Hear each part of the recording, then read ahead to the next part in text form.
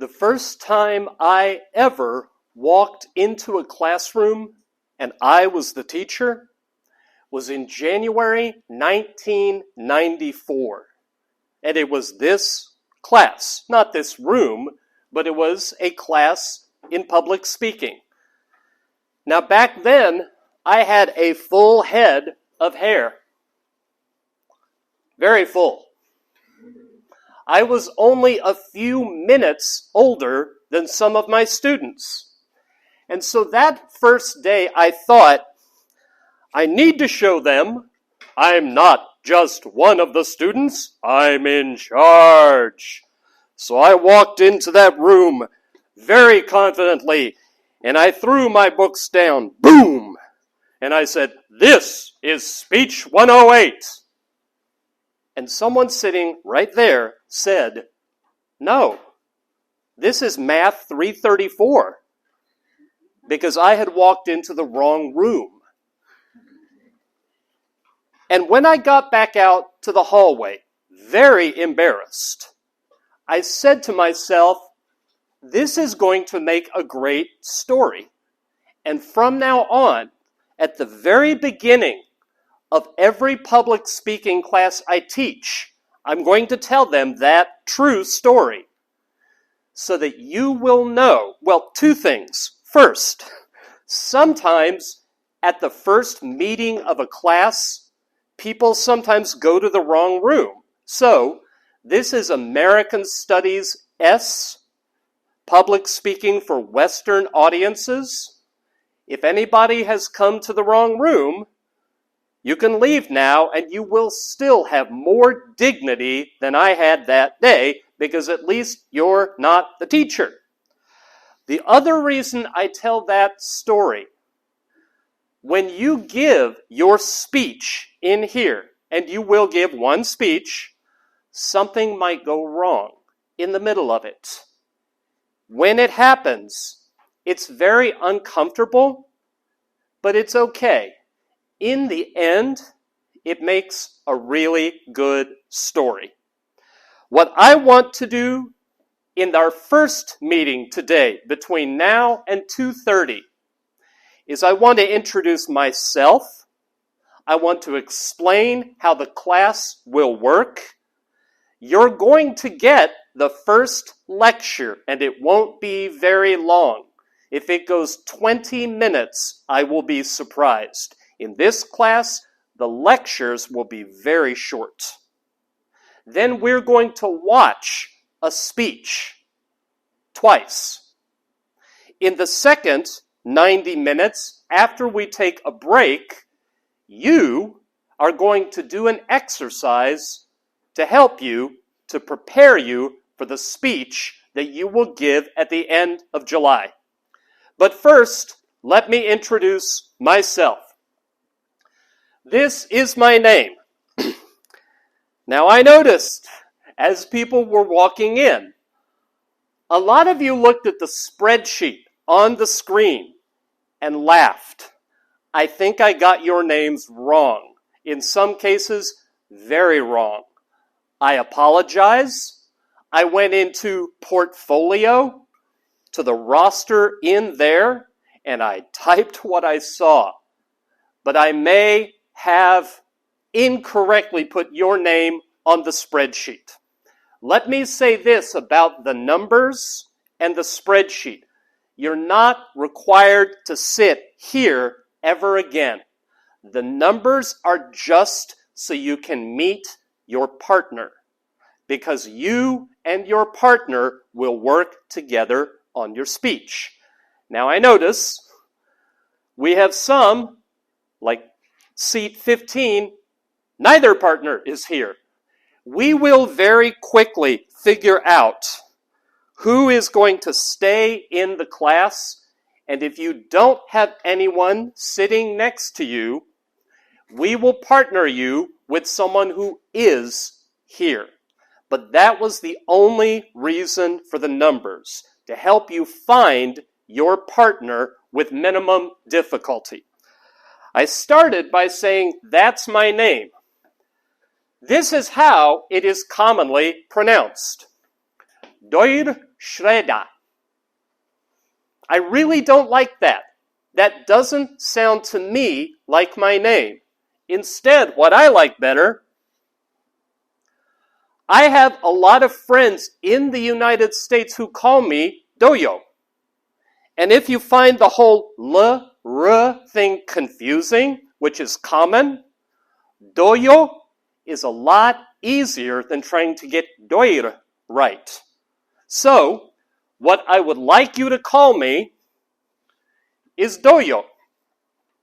I am an American college professor, you will probably have figured out by now. All my students in the United States call me by my given name, my first name. It may be unfamiliar to you. You may commonly call your professors by their family name, but I'm inviting you. Please, if you are comfortable, call me Doyo. That is what I go by. A second thing to tell you about myself. In the United States, I teach at a college called Bushnell. Here are some of my students, all communication majors, standing underneath the only cherry blossom tree we have on campus. We took this picture the day I found out that I was coming here. I am here on a grant from Fulbright. They are paying for me to live in Japan for 11 months. I am actually leaving 6 weeks from today, so my time is almost up. I have been here at Tsuda. I have been living in Sangokan on the campus since last September. There are people in the room I met on my second day in Japan. But I am here, Fulbright brought me here because the Japanese government says a high priority that they want to work on for people who are studying English in Japan. They want Japanese students of English to get better at assertiveness. When I applied for my Fulbright grant, I told them about my experience as a teacher, and I said, I am in a position to help Japanese students work on getting better at assertiveness. Last fall, I taught argumentation and debate. I then taught conflict management. Both have assertiveness as a fairly major element. We will talk about assertiveness in this class, because in the eyes of the Fulbright Foundation and the Japanese government, that's why I'm here. Now, for your sake, the purpose of the class is to teach you details of public speaking practice, both the writing of the speech and the delivery of the speech that will make you more effective when you give a speech to an audience from the United States, and to a certain degree, audiences also from Europe and other parts of the West. That is why I am here. The second thing that I would like to tell you about me, I have a history as a speech and debate competitor and coach. This is the National Championship Trophy for Intercollegiate Debate in the United States. I first joined my school's speech and debate team when I was 12 years old. I competed in speech until I started high school. I then emphasized debate through high school and through college. I attended Baylor University in Waco, Texas. At the time, Baylor had the best college debate team in the country. Harvard was terrified of us. When I was a second-year student, we won that trophy. I still remember carrying it through the airport. It was heavy. I went on to get my master's in communication and my doctorate in argumentation, planning to be a college debate coach for my entire career. Arizona State University hired me, and I served as their debate coach for 2 years. Now they had a debate team and a speech team. And I worked a little with the speech competitors. They would try just to write the best speech possible, go to speech tournaments, and win first place. What I worked with mostly, the people on the debate team, they would have someone they debated against. And at the end of each debate round, there'd be a winner or a loser. While I was at Arizona State, people on the team brought home some national championships in speaking events. Now, I did not coach them directly. My emphasis was debate. But I did see how they rehearsed, how they wrote their speeches. I learned a lot about how public speaking works in the United States at the very highest level. I mentioned about 5-10 minutes ago that today we were going to watch a speech twice. The speech won the national championship in informative speaking a few years ago. I have videos of national championship American speeches, and for the next 3 weeks, we will watch one, and you will generate for me questions, and I will attempt to answer them. And that will be a major part of how I show you how public speaking might need to be changed a little bit if you talk to an audience of Westerners. But this part of my background is, I came out of the competitive speech and debate world. And that is what I'm offering you, what I learned from the time I spent coaching this. Third thing that you might want to know about me. Every class I have taught at SUDA, at the first class meeting, I have spent some time talking about my religious beliefs. And this is not because I want to convert any of you. It's because it shows up in the research as relevant, as an explanation for the difference between how Americans communicate and how Japanese people communicate. In the argumentation class, I cited research in peer-reviewed journals that the difference in how you consider authority has its roots in either the Confucian ideal of order or the Christian ideal of challenging authority. I just finished last week a class that was a special topics about the way, I have a visual for this, the way Christianity helps to explain the way Westerners communicate. In about the third or fourth week, we talked about self-disclosure and relational mobility.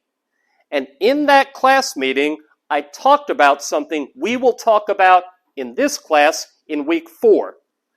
Anytime you take a class in public speaking, there will be discussion of the fear of public speaking. Just about everybody finds public speaking somewhat frightening. That's not a Japanese thing. My American students are scared of it too. Americans in some surveys rank public speaking as their number one fear, higher than death. And that kind of response to public speaking situations shows up around the world. Now, I am mentioning my religious beliefs because when we talk about how to manage the fear of public speaking, The best ways I have found are rooted in things I learned from my religious beliefs.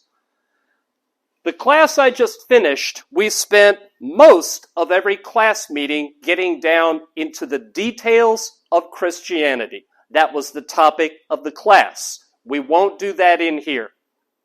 But today, because we will, actually 2 places I'll apply this to. Today I'm going to give you a very quick summary. The summary will take the form of, there's a wrong idea of Christianity that I can explain in under 20 seconds, and then the right idea, and I think I can fit that into 30 seconds. So here goes. The wrong idea of Christianity.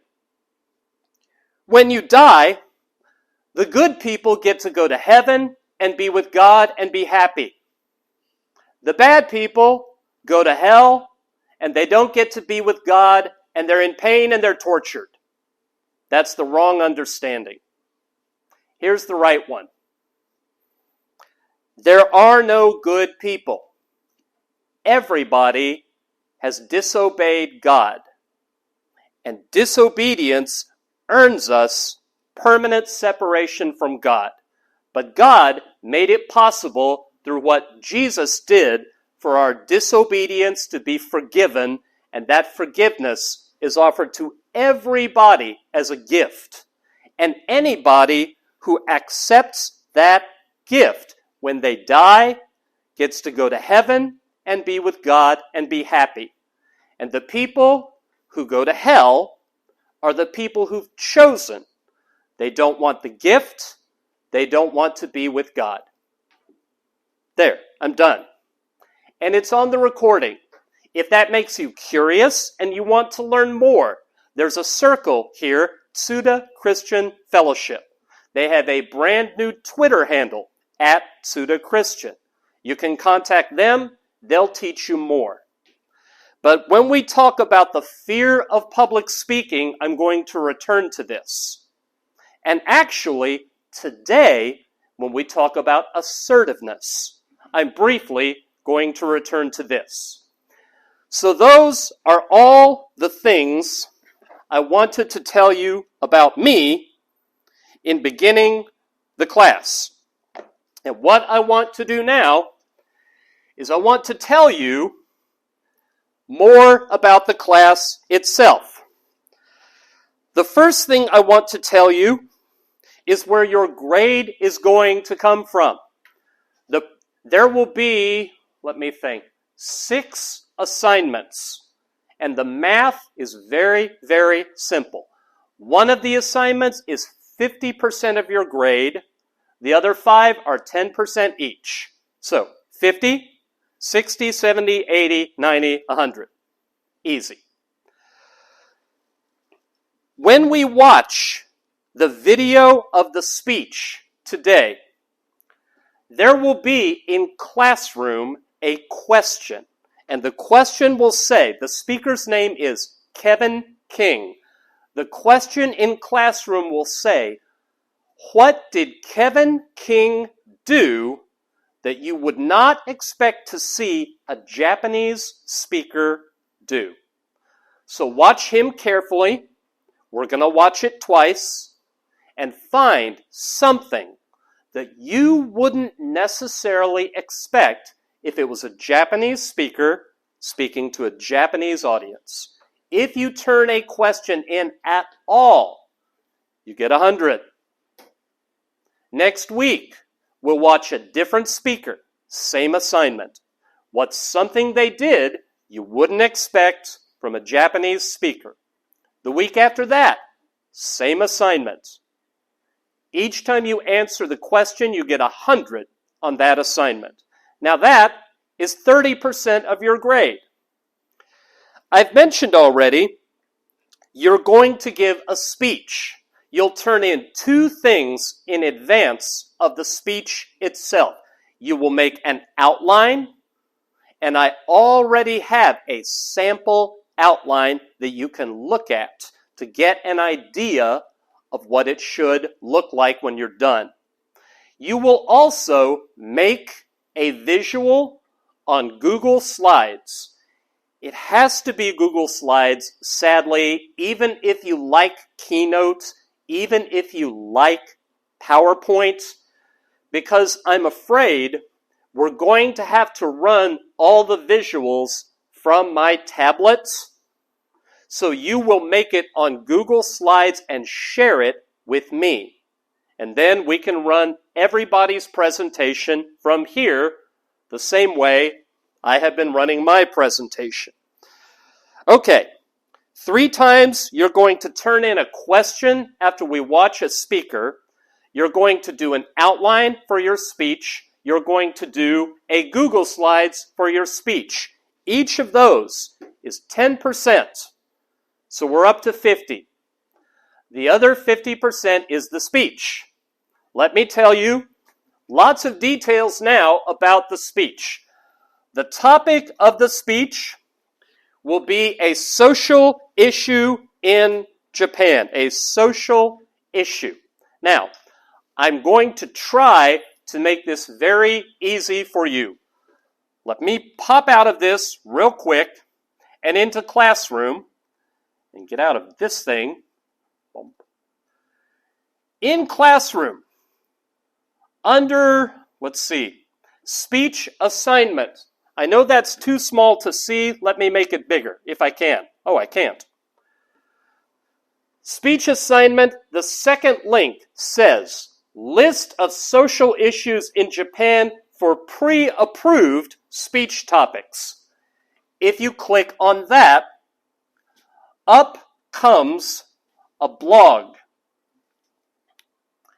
And on that blog, it says 30, but you'll see when you get near the bottom, there are really only 17. If you like, you can pick anything on that list, and it's approved in advance.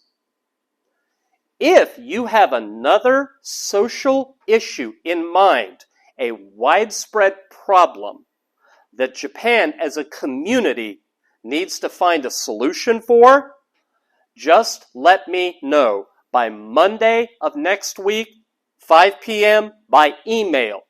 We would like to do this topic, which does not appear on this web page. Please send me at least one published article describing it. It would help if it's in English. And probably I will be able to reply and say, good choice. Do that topic. That's a good topic. Approved. Possibly I might have to look at it and say, that's not a good fit for our class, and here's why. If it's on this page, it's approved in advance.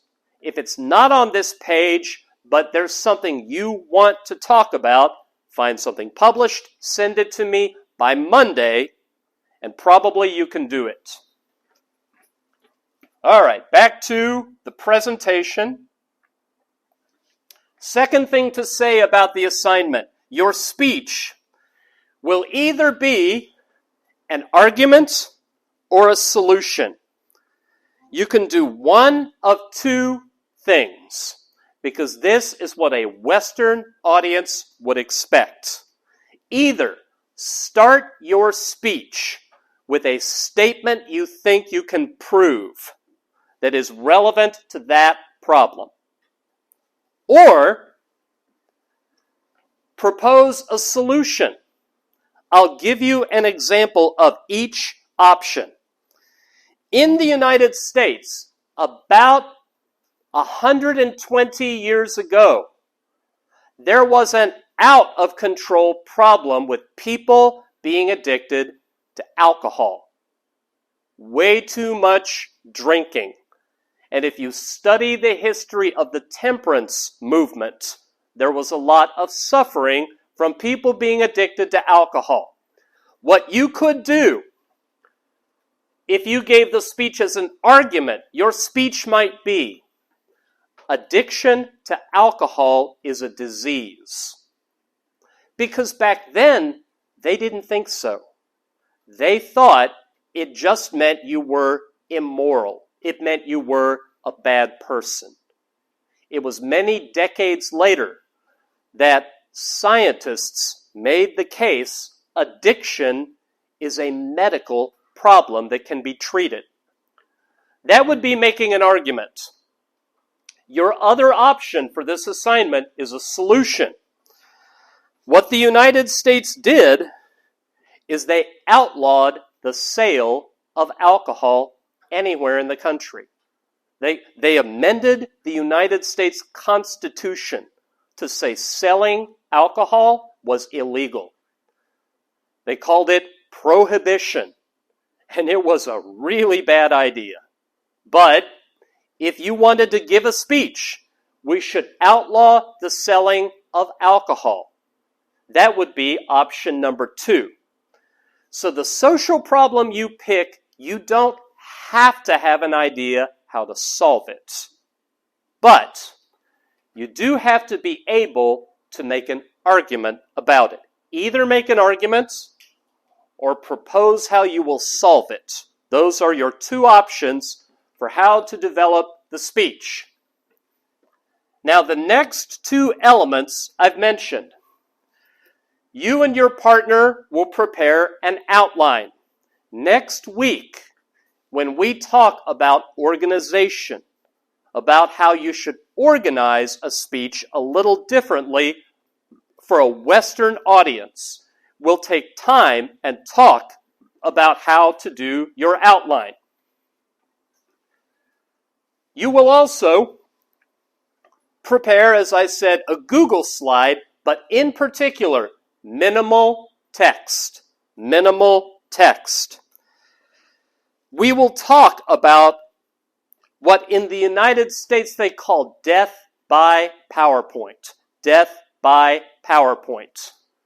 You might have heard of Jeff Bezos, who for a long time was the world's wealthiest man, founder of Amazon. If you ever have a meeting with him, don't bring a PowerPoint. He doesn't allow them. They're forbidden. The movement that's happening, the change that is happening with people who give speeches for Western audiences is almost all pictures. Minimum text. We will talk about the science behind that. We will talk about cognitive load theory and the picture superiority effect. But for the purpose of your assignment, you will prepare a Google slide that is primarily about pictures. If there are any words at all, it should be only the words that are absolutely necessary. The final detail for your assigned speech: you should talk a minimum of 3 minutes, a maximum of 5. Minimum of 3, maximum of 5. Now that's short.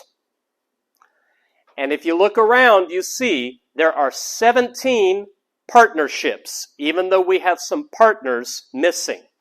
17 times 5 is 85. Meaning if everybody goes their full 5 minutes, we can fit all the speeches into one class meeting barely. I don't think, and I've taught this class for 30 years, everybody will go the full 5 minutes. That won't happen. But I need to allot enough time that you could. That's why you're in pairs. That's why the time limit is 5 minutes. I will take this rather large tablet and put it in the front row, and you will see a countdown timer. So you will know. This is now common practice in public speaking settings. You will know how much time you have left. By the way, what I expect is that you and your partner will each talk roughly half the time. Roughly. A good way to do this: when we talk about organization, we will talk about how to start a speech for a Western audience. You might have one of your 2 partners do the introduction. In 5 minutes, you probably only have time for about 2 main points. That's what I'm going to recommend.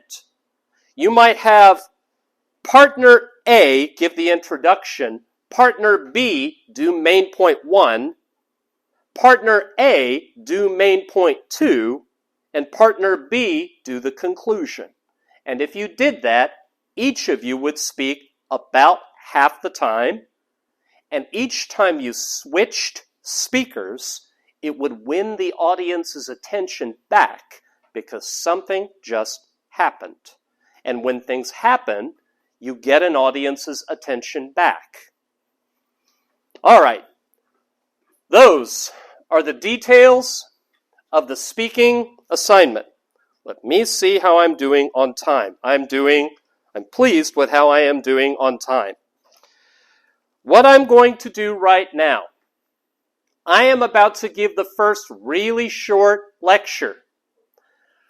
In this class, we are going to concentrate on 4 things: delivery, organization, content, and visuals.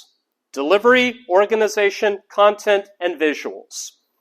And for each of them, we're only going to focus on a few high priority things. Today is delivery.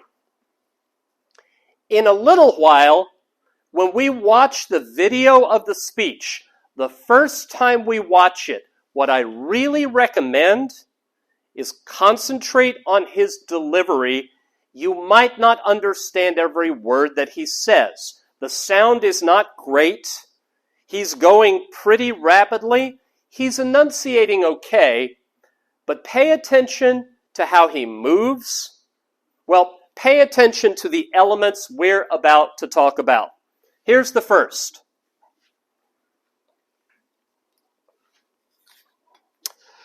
You will hear me say a bunch of times in this class that certain things would seem very strange to a Western audience.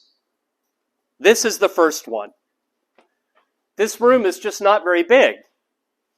And to a Western speaker, the idea that you'd need a microphone in here? It's like finding a microphone in an elevator. This is a small room. People taught to basic public speaking in the United States, if they were going to give a speech in this room, they would assume there would be no microphone. Because one of the first things you're taught is to speak powerfully. Now, I have 2 things to say about volume. First of all, why you need volume, and secondly, how to do it. Why you need volume. The obvious reason is so everybody in the room can hear you. If you at any point come to my office during my office hours and we sit and talk together, this is about the volume I speak when someone's just a foot or 2 away from me. I bet the people sitting in the back row are finding me hard to hear right now. Even in a room this size, you have to project a little bit to make sure everyone can hear you. And that challenge is bigger than you think and getting bigger every year. In a number of the classes I teach and in a guest lecture I gave in Hans Sensei's class last fall, I talk about how the World Health Organization has issued warning after warning that people who are listening to their music on earbuds from their phone are destroying nerve cells in their ears without noticing it. Before people played music on electronic devices, very commonly, they would make it through life to age 70 or 80 or 90 before they began to lose their hearing from old age. This generation is the first generation to mostly listen to music on their phone digitally through earbuds. Your generation are destroying their hearing. Now, I have a longer talk I could have with you about how to protect your hearing. But right now, my only point is, in your career, speaking loudly enough is going to become more important with every year because more people are damaging their hearing.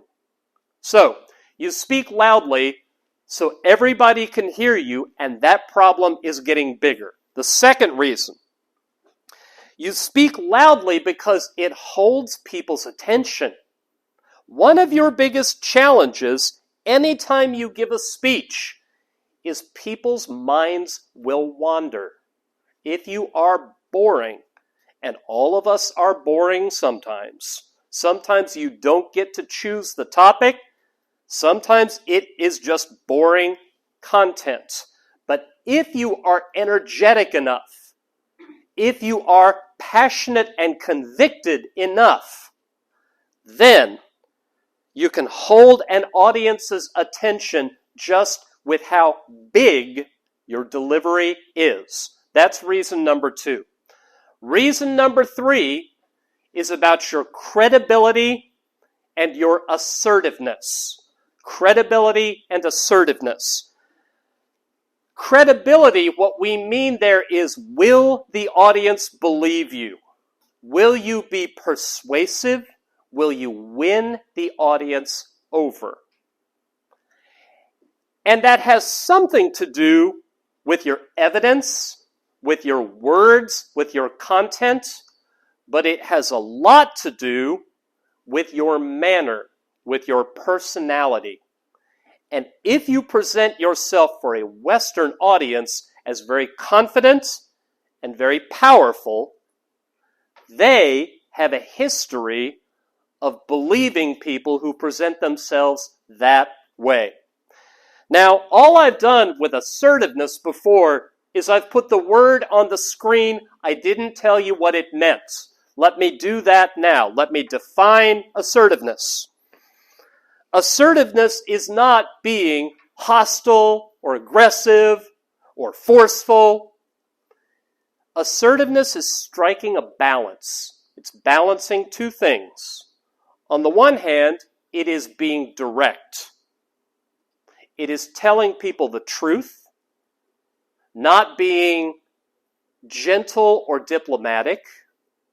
But on the other hand, it is being positive and cheerful and respectful.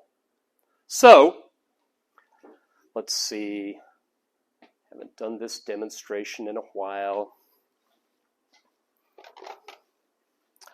No, I don't want to do it that way. Would you be willing to just do this? Just knock on your table. And keep knocking. Okay. I could be passive, and I could just go on teaching my class thinking, boy, I wish she would stop that. Boy, I sure like it when people pay attention without making noise. Or knocking even faster.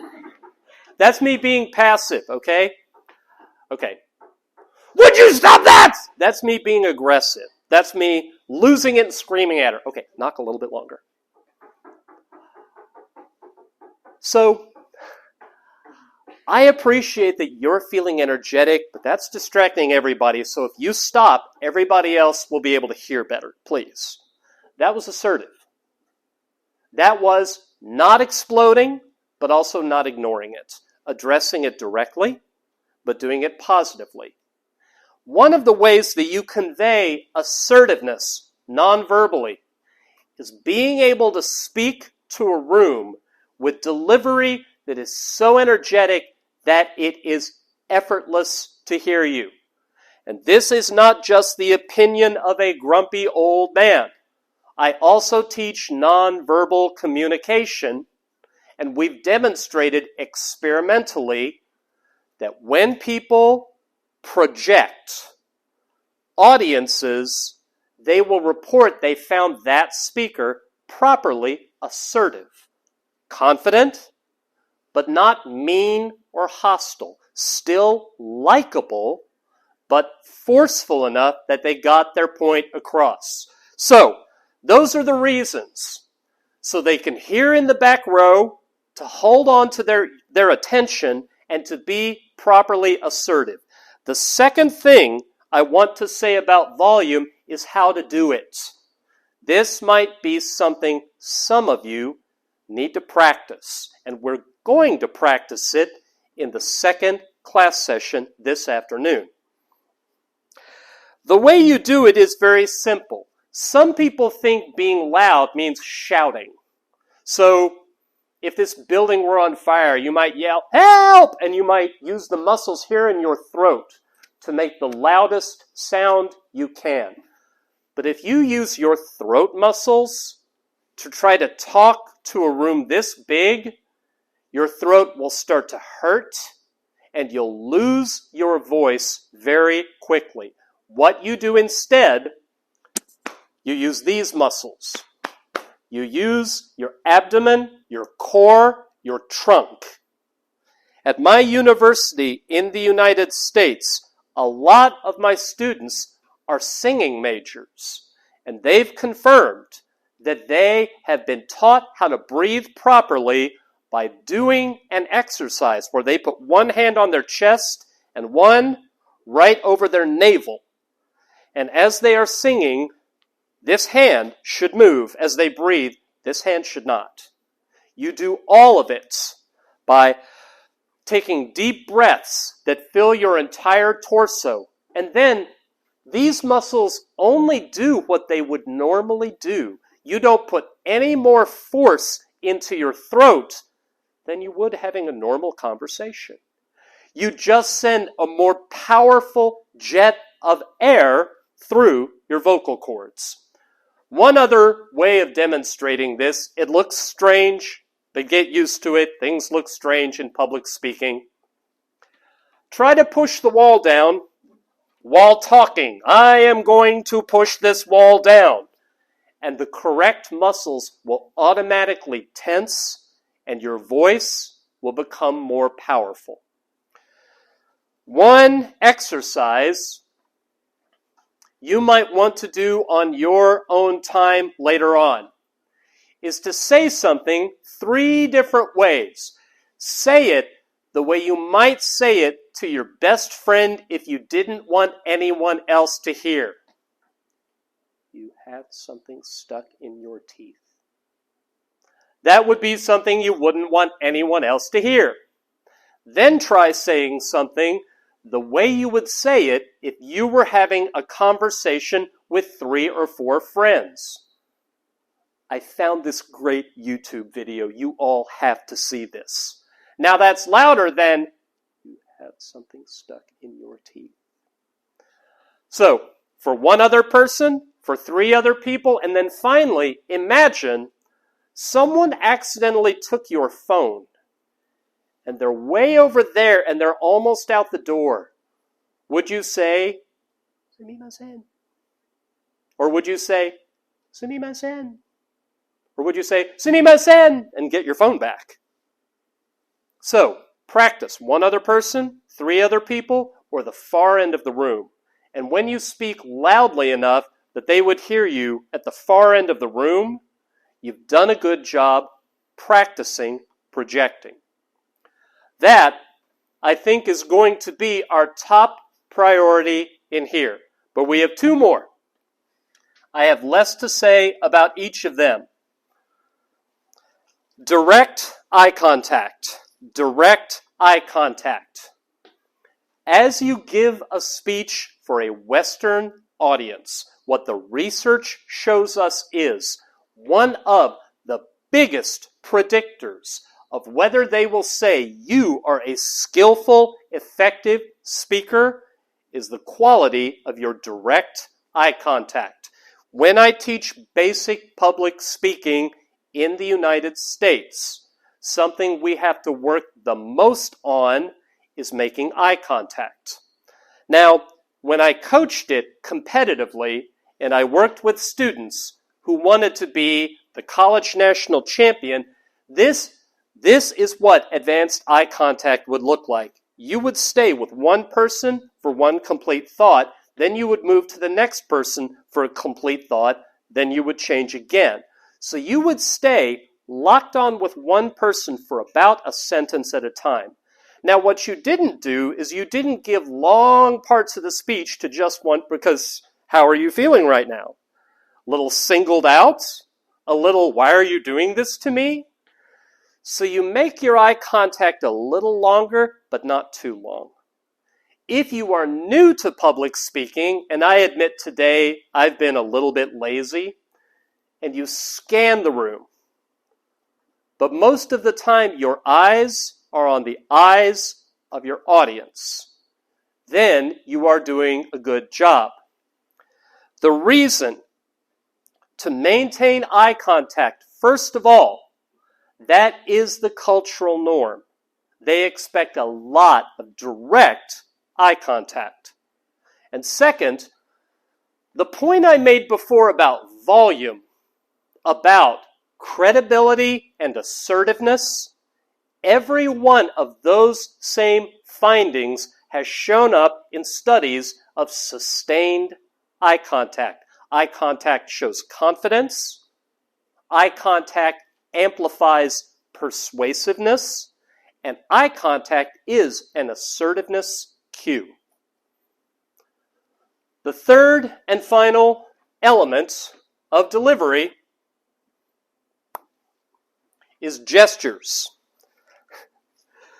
One of the biggest challenges in being an effective public speaker is how much do you move? When do you move? What are good ways to move and bad ways to move? There is nervous movement, and you will see, possibly from some of your classmates, a lot of nervous movement. In particular, I see people sometimes shift their feet a lot because that's where their nervous energy goes. That fear of public speaking, your body releases epinephrine, norepinephrine, and cortisol, fight or flight chemicals. When something's really scary and you feel the physical shock go through you. People commonly have that sensation while standing at the front of the room. And this is where your nervous energy goes. But it shouldn't.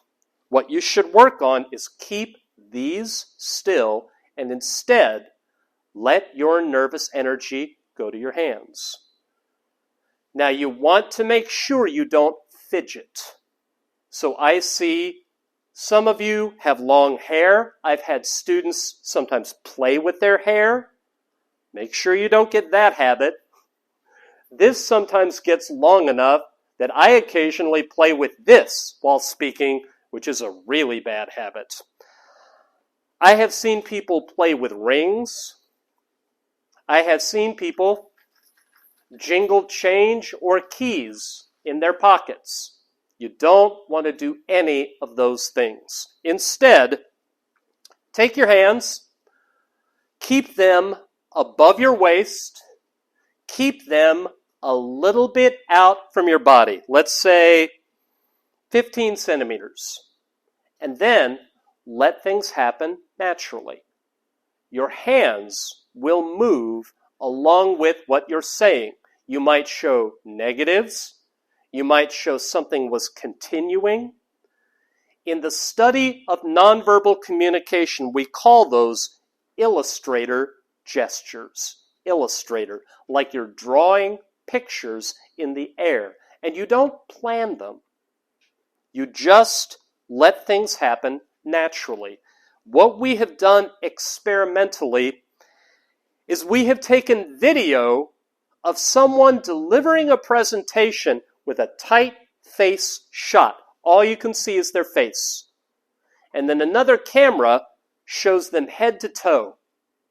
And then you show those two video feeds to two different audiences. And afterward, test them on their understanding and memory of the message.